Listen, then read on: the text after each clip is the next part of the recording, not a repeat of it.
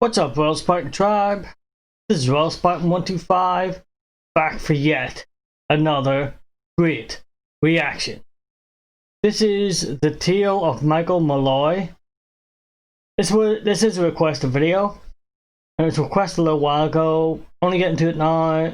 Sorry about that. And I think it's is this a funny one or is it just a knowledge one? I don't know. Guess we'll find out. I'll be leaving links in the description down below for this video and its channel. And check out my links while you're there too, yeah? Yeah. Oh, and that reminds me. If you come to Twitch and you request me to do YouTube, just whatever, you know, react live on YouTube, I can do that.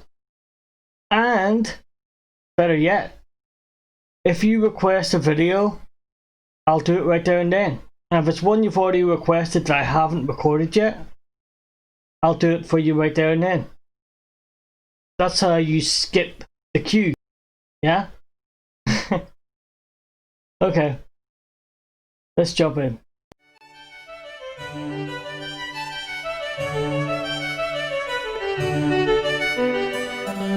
Hey kids, time for another riveting tale from the annals of history. Our story begins in New York in... Did you say annals? Is that how you pronounce that? It just sounds like something else. Get it. I get it.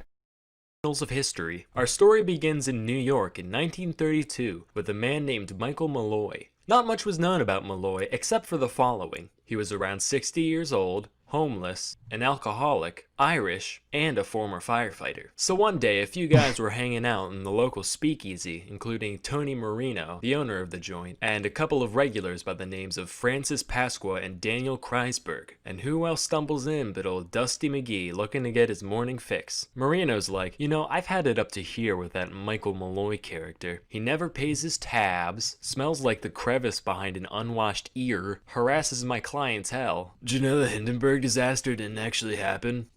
Yeah, it was an inside job by the government to make Big Zeppelin look bad. Personally, I'm glad.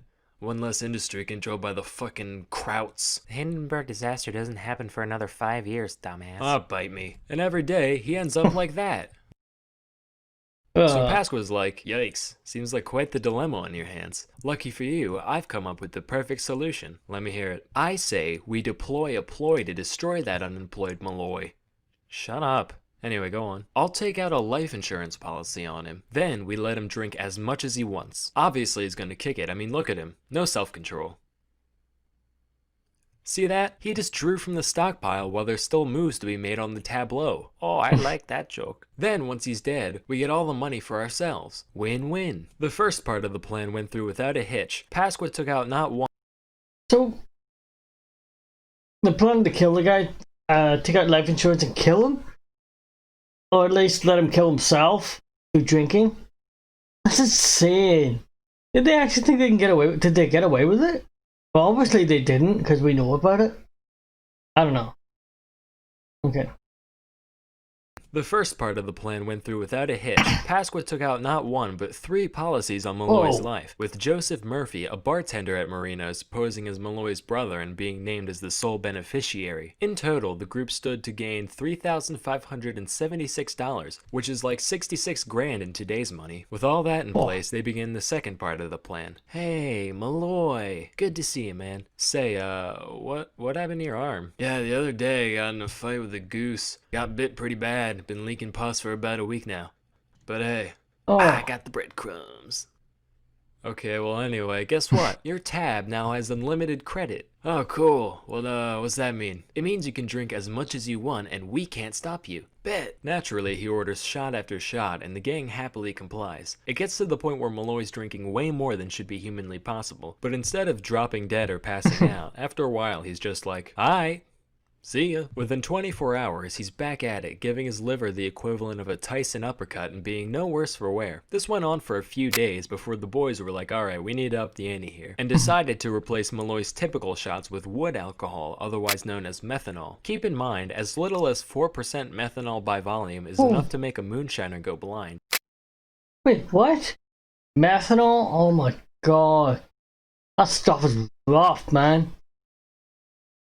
And decided to replace Malloy's typical shots with wood alcohol, otherwise known as methanol. Keep in mind, as little as 4% methanol by volume is enough to make a moonshiner go blind, and just 2 shots of the pure stuff should be able to kill a man. But Malloy slammed back just as much as he normally would, totally none the wiser, and was like, still see ya. Anyway, see ya. They tried again for a few more nights, he was fine. Soaked some expired oysters in wood alcohol and fed them to him, he was fine. They gave him a sandwich made from rotten sardines and carpet tacks. Motherfucker asks for another. They were like, alright, this man's got a lead belly. There's gotta be something else we can do. So one day after he passed out, they drove him half a mile to the park, tossed him out into the snow, took off his shirt, and soaked his head and chest in water. They drive away thinking they've finally done it. But when Marino clocked in at the speakeasy the next day, Malloy's already there, just hanging out, barely even sniffling. Finally, they just said fuck it, ran the guy down with their buddy's cab, and backed over him again for good measure. For once, Malloy didn't show up the next day. The gang was cautiously optimistic. After How much do you want to bet it's like triplets or something, or quadruplets, or sextuplets?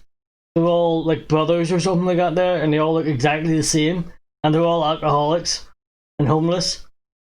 No, there's no way. There's no way. It's too nuts. Too nuts. ran the guy down with their buddy's cab and backed over him again for good measure. For once, Malloy didn't show up the next day. The gang was cautiously optimistic. After all, there are 60-year-olds who bite the dust just from one wrong step in the shower, let alone the force of a half-ton of steel going 50 miles an hour. They called all the local hospitals and morgues in an attempt to find where he ended up, but they couldn't get any useful information from anyone. Lo and behold, 5 days later, the guy limps his way on in once again with a mighty thirst and little memory of the incident. The gang debated just icing some other random drunkard, cause this one's the fucking juggernaut apparently. But they decided to try one more thing before calling it quits. After Malloy went through his usual blackout routine, they took him up to Murphy's room, stuck a gas line in his mouth, wrapped a towel around his face, and turned it on. Within an hour, Malloy finally stopped breathing. After countless attempts on his life, at long last, they were successful. However, as you might have realized, the final method of murder was a far cry from the simple elegance of the original plan, which is something they never really thought about until it was too late. Hey guys, what's poppin'? My brother, Michael Malloy, is dead. Can I have money now? Oh dear, I'm so sorry. What happened? What? Why did the man die? Pneumonia?